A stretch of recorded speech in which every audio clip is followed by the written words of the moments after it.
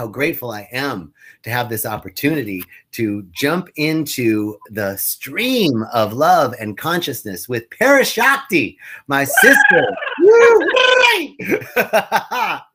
So I'm so grateful that she's here. I can't wait to get into this conversation. And while we're building a little bit of traffic, I'm just going to tell you a little bit about Rhythmia. What's going on right now at Rhythmia is we're open.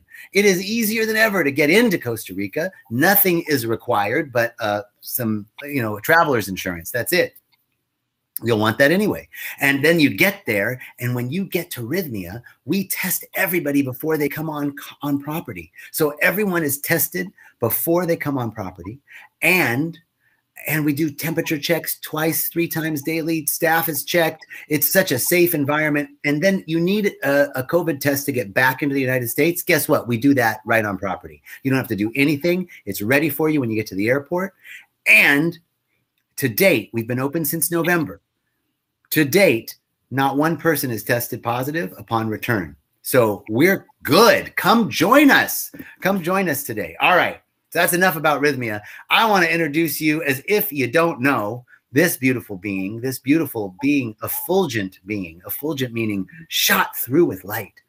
Parashakti, my sister.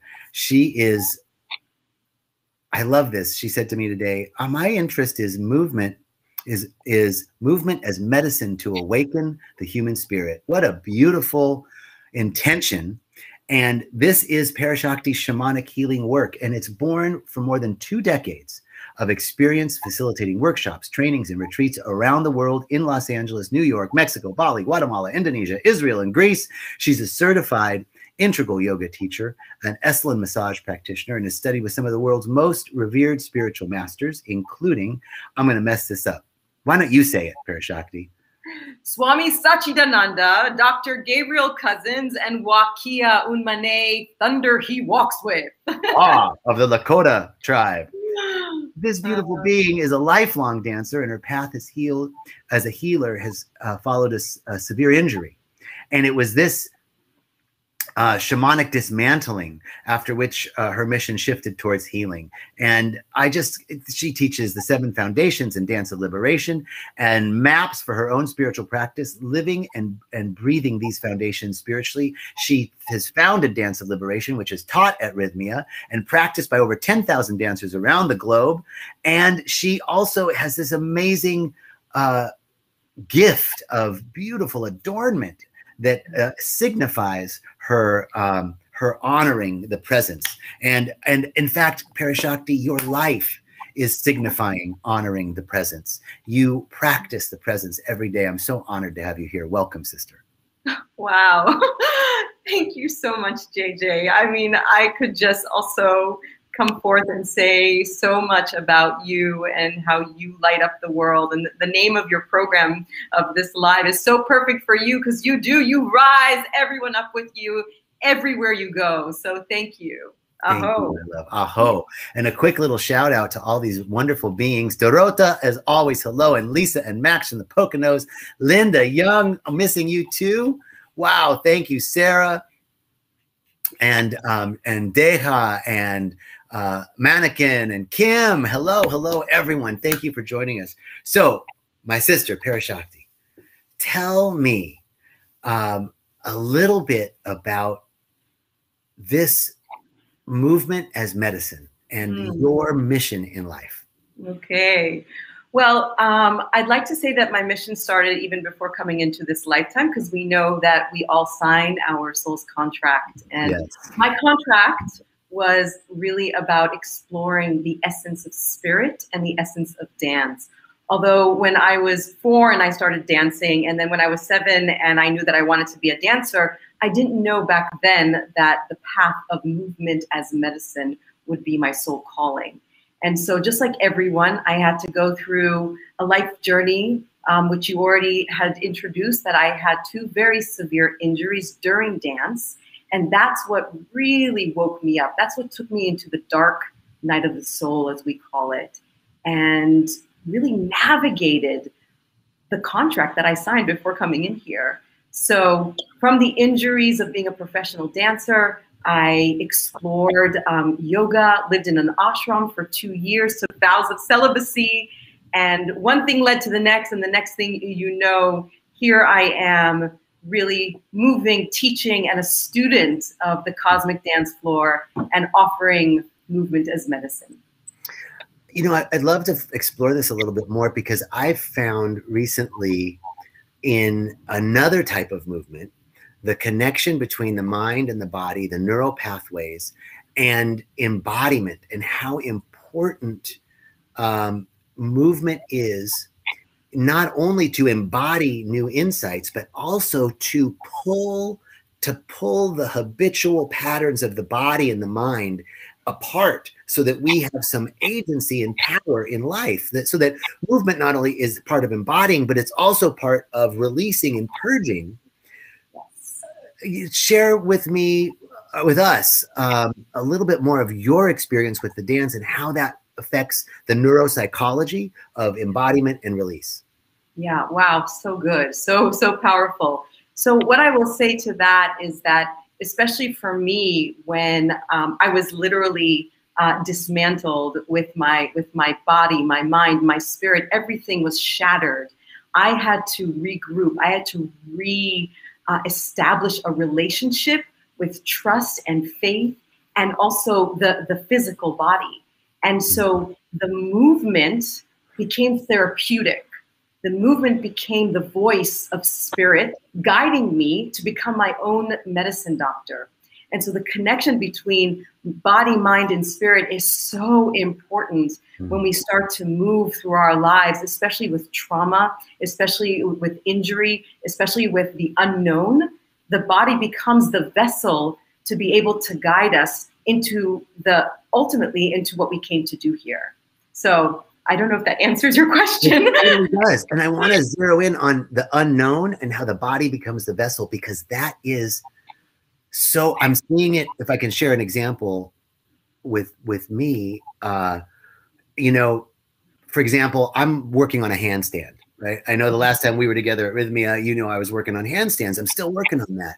And I can see so many ways in my life where the movement of getting inverted, the fear, even though I know it's irrational, like I'm not that far from the ground, but I'm afraid of falling, and that fear, that fight or flight that comes in. And when I'm in the handstand and I'm trying to get that balance, how reactive I am, right? So just that one simple movement, that one practice of embodying this movement has brought insights into the other aspects of my life around being reactive versus responsive. How long could I just take another breath in this position? And how does that affect in life? Can I just take another breath and settle in to I don't want to say overcome, but to move beyond the fear of that unknown, right? So just in that movement, there's something around the movement, the unknown, and the psychology of it. And I know you have such rich insights around that. Will you expand on that a little bit? Does that make sense? So what the word that comes to me quite very strong is dedication. Because yes, I watched you and was in awe of your commitment to that handstand. Now, I will say that handstand was much more than just a handstand. Right. That was a commitment to yourself in something much bigger. And the trust that if you show up every single day to that handstand, then something within you will be able to drive whatever it is that you want to manifest in your life, anything that you want to do off the yogic dance floor, out of the gym, you'll be able to stand tall with that commitment.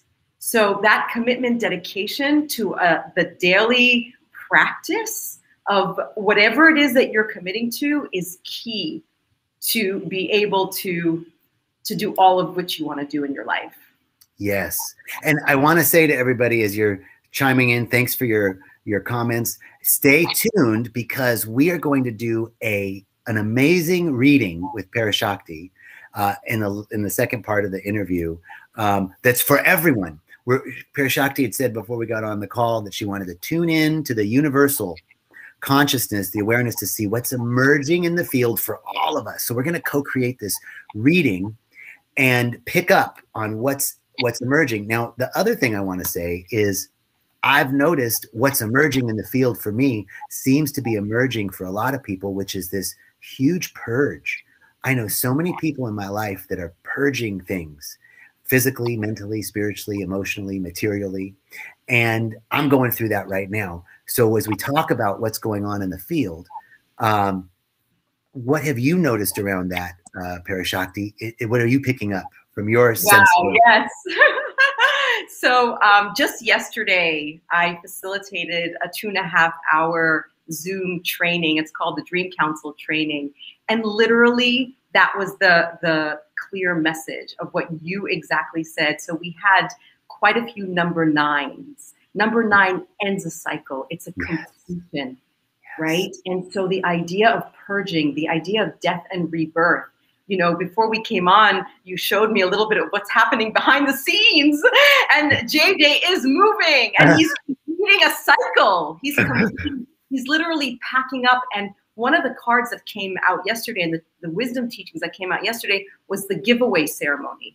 And in the Native American tradition, the idea is that in order to be able to start anew, to a new cycle, you have to be able to give things away. You have to not only, give things away that you might want to gift someone, but really purge the old that doesn't serve you anymore. Hence the sage that's burning in the background as we purge things on behalf of everything that's going on in the world.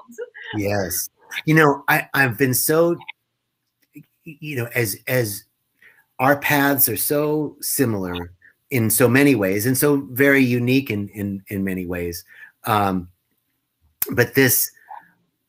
I've been taking such great solace in nature. I know you do as well. The rhythms of nature, the rhythms of life.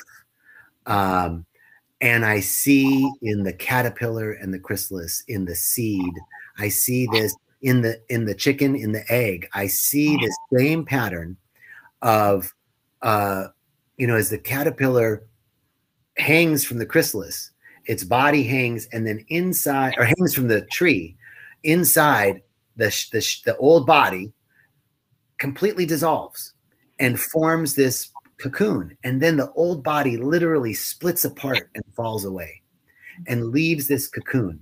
And then there's this activation in the cocoon. And then the caterpillar or this butterfly has to fight its way out of the cocoon, right? And if we wanted to interfere with it or help it out and cut that cocoon open to help it get out, we would actually be damaging it because it, of course, needs that struggle to strengthen its wings so that it can fly. And this process of literally shedding the old, the seed cannot keep its shape and birth the tree. It literally has to be torn open. The shell, has to be broken.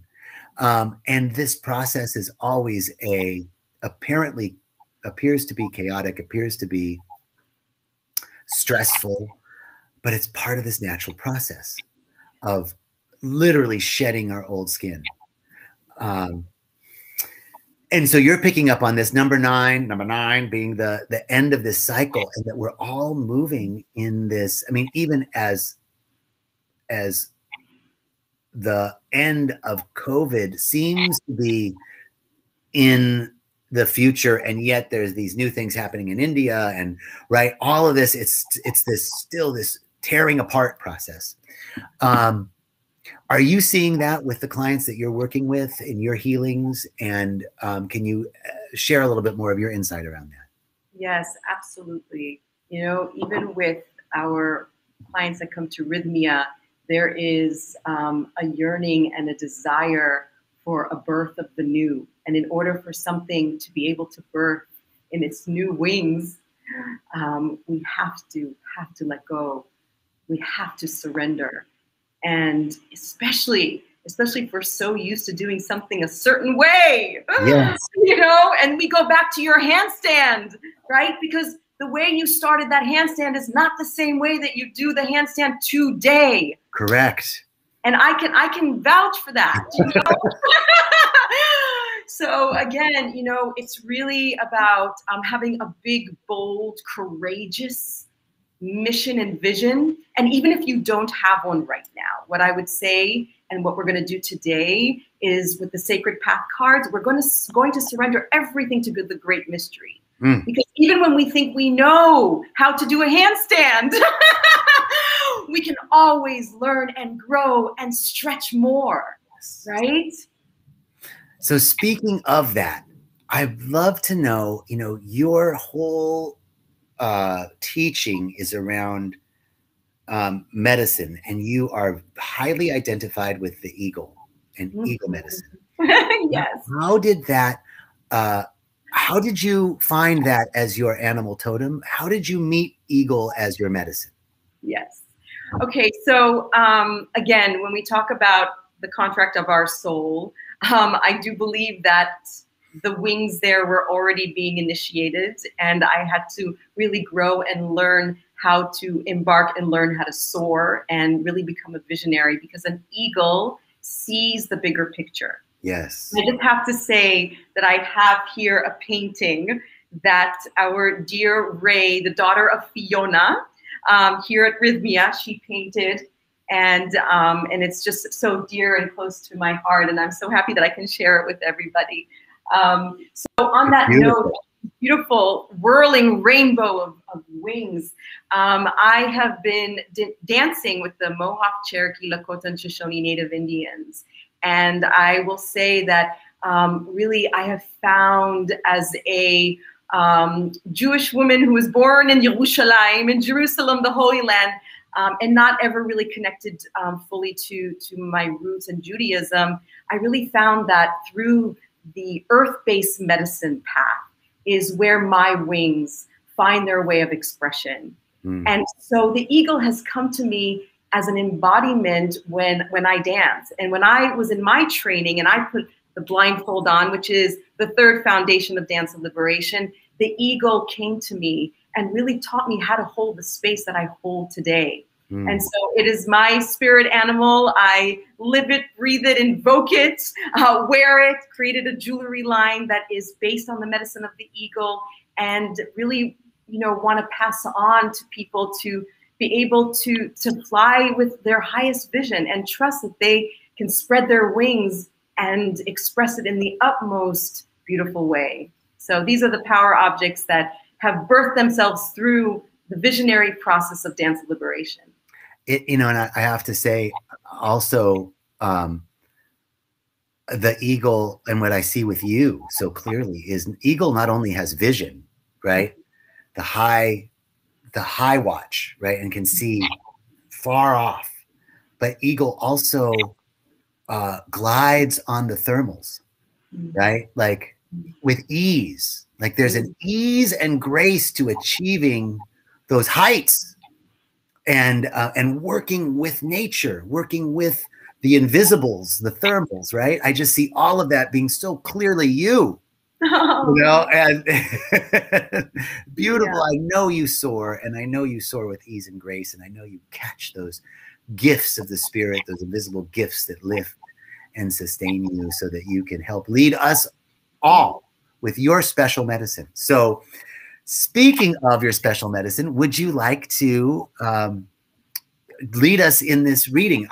Just lead the way. I'm not quite sure how I can participate in this. Perfect. So everyone here is part of this, what we call the Dream Council.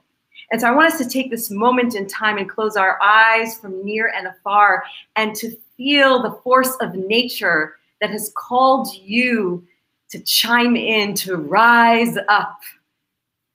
Maybe you have been joining each and every week, because how can you not when you have someone like JJ being the caretaker of such powerful medicine, the wisdom keeper. And so I want you to imagine that we are sitting in a circle, and this circle is a circle of such great vision. And each one of you, as I like to call it, carries your own personal medicine bundle. What is unique to you the way that you shine your light. So bring that into this circle. And imagine as you tune into that beautiful inner wisdom and heartfelt wings of expression that you have. Imagine the wings of an eagle soaring above you and clearing the pathway. Any energies that don't serve you, we ask that the eagle be able to just, with its beauty and grace, flow ever so high and take that which doesn't serve us as a dream council up to Father Sky, so that it can beautifully recycle into now what's going to be rain, and feel the purification of water, clearing, cleansing. And so beautifully connecting us now as empty vessels, as hollow bones, so that we can listen to Creator, so we can listen to the wisdom that which is here for us to dance with. Let's go ahead and place our palm on our hearts and feel into those beautiful wings that we each carry. This is our true nature. And with the care of these wings, I invite you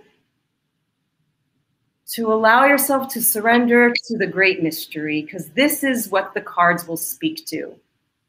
And the cards will have a language of our soul collectively coming together and dreaming a new dream. Yes.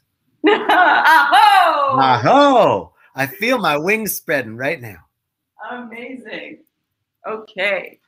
I'm going to put this sage out. This burnt really well. I just want to show you. Oh, wow. Okay. I love the comments. Mannequin says the eagle medicine goddess herself. Yes. Thank you all. Great comments today. Okay. So what I will say about these sacred path cards, they're based in Native American wisdom. And you, of course, have had a reading with these. Very powerful. This is my Bible. So in 1999, when I was in the ashram, Integral Yoga, under the lineage and teachings of Swami Satchidananda, where I got my name Parashakti, these cards found me. And the initiation into these cards was, do not read the book. Dance all 44 cards and you will receive the wisdom. And so the dance with the blindfold is what gave me the wisdom to carry, the humble wisdom to carry these cards. And so I'm going to shuffle them. And from here on forth, I am going to have my eyes closed. And JJ, you are going to support in this reading, and you're going to tune into the collective right now.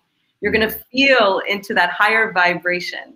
And if there's anything you want to say in order to tune into the collective as a man of prayer that you are, I welcome you to do that. Well, I'm knowing right here and right now that there's only one source, one power, one mind, one life, one energy eternally expressing itself. And that this energy knows no time or space. So those people that are listening live right now are participating in the unfolding of this reading. And because there is no time and space, and there's only one mind, and there's only one of us here right now, then those listening on the archive, listening at a later date, are participating right now.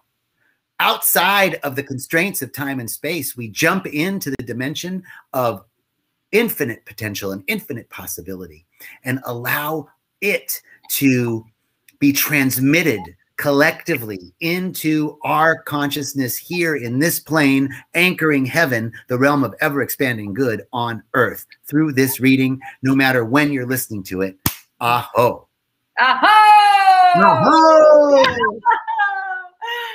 Okay, so now you're going to tune into a number, and then I'm going to pick that number, and I'm going to show the card to the camera. You might need to tell me, back and forth, right, left. Okay. And it doesn't matter if it's upside down, and you're just going to tell me the number. Okay. And we'll start the reading. So are you guys ready? First, just tell me a number that comes to your heart. 9. Okay.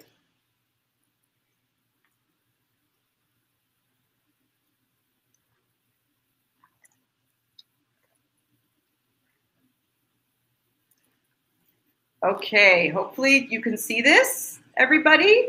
Can JJ? you come a little bit more, like turn it? It's number 11. Oh, beautiful. Okay. So can you see the North Shield? Yes. Can you see that at the bottom, it's wisdom and gratitude, and it's the buffalo? Yes. Well, it's upside down. So okay, so let's do it this way. Better. There Better. we go. Okay. Yes. Yeah, you see it, everybody? Okay, fabulous. Okay, so in the Native American tradition, for those who are completely new to this, I'll put this down. There are 7 directions: the north, the south, the east, the west, the above, the below, and the south. And the north direction is the place of the ancestors. And so it is a remembrance. It is a calling. It is a offering to say thank you. Thank you, as the key words there are wisdom and gratitude, for we are the living dream.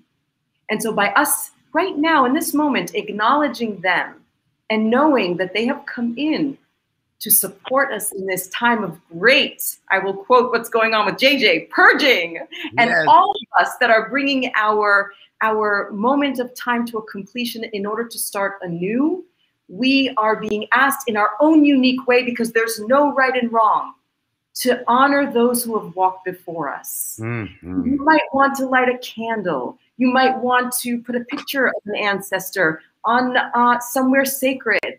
You might want to call someone and just acknowledge them for someone who has passed, like something that can acknowledge those who have walked before us is the teaching of the North Shield.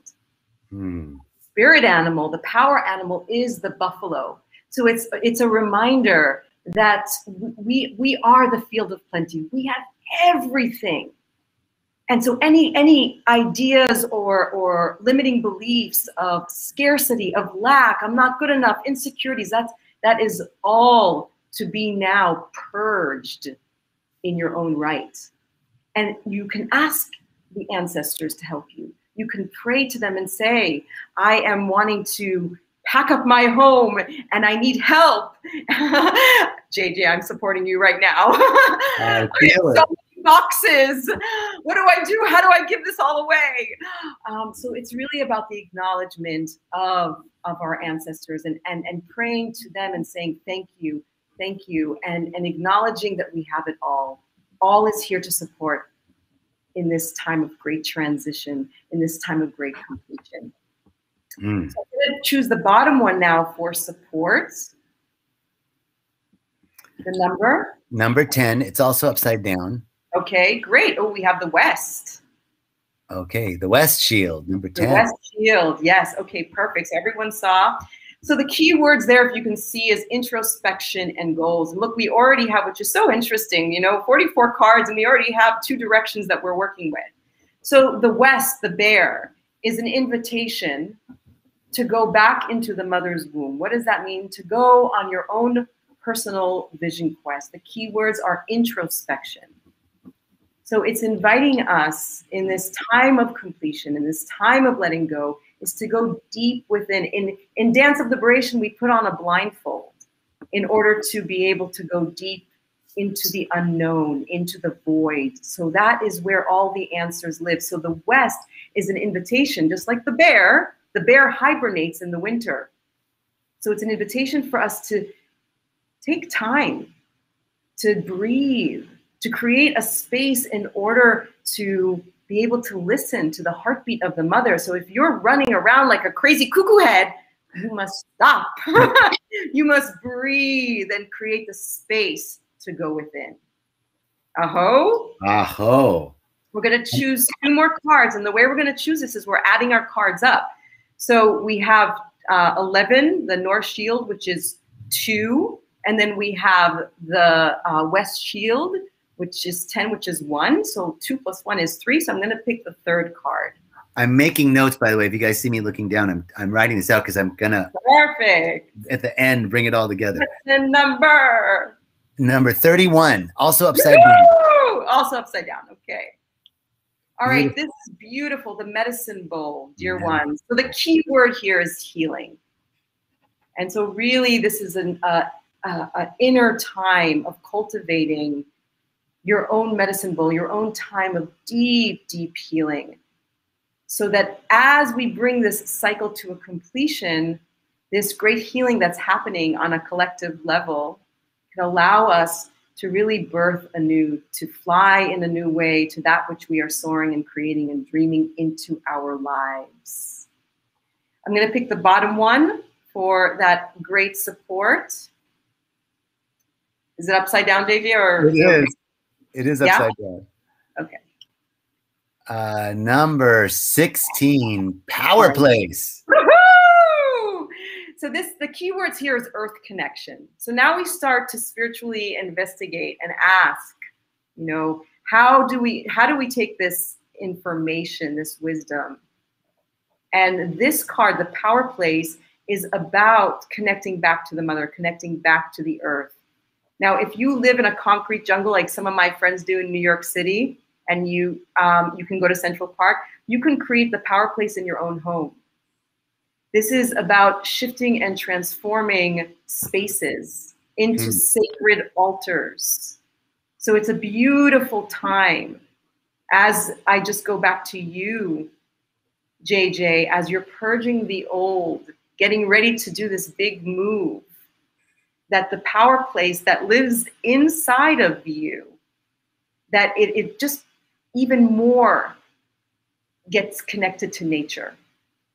And that nature doesn't have to be nature if you can't get out. I just say that because I know that some of us maybe won't be able to get out into nature and vision quest. So the importance of creating a power place, a sacred container, so that all of this beautiful healing that's coming now to every one of us is key to the process of going within with the West Shield, honoring our ancestors, and knowing that with this cycle that we are all in, that we are collectively flying in, that the power place, our inner sanctuary, is calling us home in a new way. Aho. Aho. So beautiful. And then, you know what, I always like to add up all the cards. So we have a 4. You want to do some math for us? Sure. So okay. Add them up in their full numbers or just the reduced numbers? No, in their 2 digits. So 11 and 10, so that's 21. Which is 3. And then 31. So do I add them all up and then come with a number? So 10 and 11 is 21. That's 52. And 68 is the total. Okay, and then the 2 digits will always become 1. So 14. 6 plus 8 is 14. Is that right? Beautiful. And then 1 plus 4, 5. Is 5. Okay. And what I love about that number in the Sacred Path cards is it's the tree people. And it's the teaching of really rooting. Again, it's bringing us back to this balance, right? To find our balance. You know, the roots of the tree go ever so deep. And so how do we find that rootedness within our body, mind, and spirit in order to allow our branches, our mission to be able to, once again, just soar with unlimited vision? So this reading, I mean, then this is for everyone, right? We're picking up on this collective intention. And I want to just thank you all for the beautiful comments. North Shield, buffalo. So buffaloes, you know what buffaloes do in a storm? Are you familiar? Have you heard this story? Yeah. They go into the storm. Like cows turn and run from the storm, but buffaloes go right into it, right? Like that strength of the North Shield, and with the power of the ancestors, those who have walked before, and asking them for help, honoring those who've walked before, asking them for help. Going into the storm, we're releasing doubt and insecurity, because we live in abundance and plenty. Wow, beautifully said. And then the West Shield, introspection. So we're relying on you know, relying on the ancestors, going back into our past so that we can move forward in the future. And then we're asked for introspection and goals, and to go back to the womb, to hibernate, to go back to that place, to the void, where all answers are. And listen to the heartbeat of the mother. But all creativity, all birthing comes from the dark womb, right? So beautiful. And then the medicine bowl, healing, cultivating our inner world, our inner healing, to be birthed anew. Just so perfect, coming from, we're relying on the ancestors, going back into our past, on where we've come, going deep into our own rebirth and hibernation, and then healing that during that time of rebirth, and then bringing it to earth. It's exactly the prayer that we said before, anchoring heaven on earth, by bringing it to the earth connection and embodying and connecting back to Mother Earth, shifting and transforming the spaces in which we move into sacred places. The ground we stand on is holy because we are standing on it. And then of course, tree people rooting, right? So it's like relying on the ancestors so that we can be rebirthed and move into the new, bringing it back to earth, anchoring that which we have, the vision that we've caught from this rebirth process. Wow. What a beautiful reading. What else would you say? Well, I'm deeply humbled and touched that the very first offering of direction of the wheel of our life was honored by our ancestors, and to know that they are knocking on our door, you know. And it's a reminder, it's a remembrance. Here at Rhythmia, we're always honoring those who have walked before us in ceremony. And I feel here that as a council that has come together, it's a really important just navigation tool, you know. And it doesn't have to be your lineage if you're not connected to them. And so it's just really acknowledging the unseen and how supported we are by the unseen. We're surrounded so much by spirit. So however that connects to our dream council here, I would just offer you in your own right to honor that. That was the fact that it came first was very powerful for me.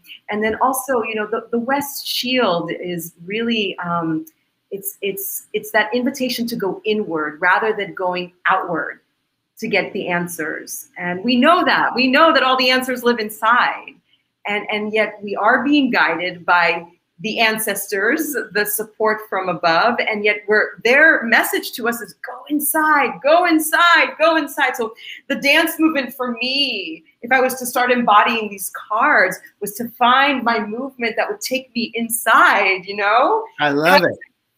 How does that feel to really go inside so that then I can connect with source from above and be rooted like the tree people so that my vision can have its freedom of expression. Yes. It's like, oh, I feel it now. So yes, as you see, when I start to embody the message, that's when I feel like I'm connected to all that is. Yeah. Just give me some dance. I love it. Wow, what a beautiful reading. And as always, the time just flies by. Yes. And I'm so grateful. Is there anything that we should do to close this space, since we've opened up such a beautiful sacred space? Yes, absolutely. So you know, both of us are such carriers of prayer. And so I would like both of us just to acknowledge, and I will go first in honoring that we opened up here and acknowledge that we are being absolutely supported and guided by the ancestors. And so we give thanks to them, and we send them off at this time so that they can continue to support and help the planet as they did here and witness us here today. Thank you. Aho. Aho. Aho. And I'll just join in this celebration and acknowledgement of those who have gone before us. We owe so much to, and yet what we become, we owe to ourselves. As a quote from Pericles that my mother used to say. And so I'm honoring the ancestor, my mother. I'm honoring all of our ancestors, our great mother, our eternal father, and recognizing that we are one in the one, the allness that is above and outside of, eminent and transcendent, eminent and transcending time and space, transcending any sense of the material world. It is more greater than the sum of all the parts, and yet it is imbued and embodied in every atom in this material world. And so I am just recognizing that which is the I am presence, the Buddha consciousness, the Christ consciousness, and recognizing it is within each one, that we are guided by this consciousness, that we are surrounded by the love that is the lodestone of life, the lodestone of all creativity and enthusiasm and excellence, and knowing that we are all carried by this power that sources life, that it is life itself. We love to get out into nature, but we are nature itself. We're the living embodiment of nature. So we don't have to look any further than right here to go into nature, to root deep into the truth of our eternal oneness with all of life, and to know that we are connected to each one.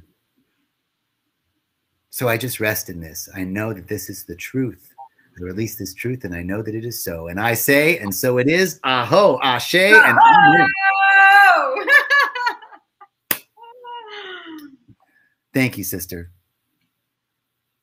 So grateful, so grateful. I will be seeing you soon. Everyone, thank you for joining us. Parashakti, thank you for bringing your beautiful medicine for all of us. And I know that your path is just led.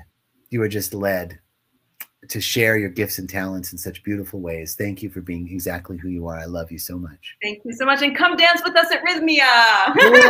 Yay, come dance. Love you all.